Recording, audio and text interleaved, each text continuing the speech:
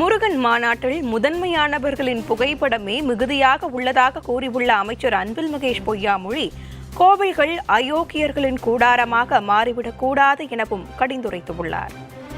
திடீர்னு ஒரு மாநாடை மட்டும் நடத்தி அது முழு பேரையும் அவங்க எடுத்துக்க போகிறாங்களாம். நான் ஒன்று தான் எனக்கு நான் கண்ணுக்கு தெரிஞ்சு நான் சொல்கிறேன்.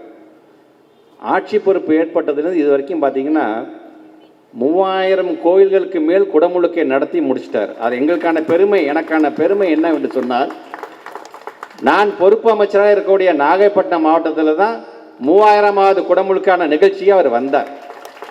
நானும் பார்க்குறேன், நாளைக்கு நடைபெறுகின்ற ஒரு மாநாட்டில் முருகனை காட்டிலும் முக்கியஸ்தரோட ஃபோட்டோ தான் பெருசாக இருக்காங்க.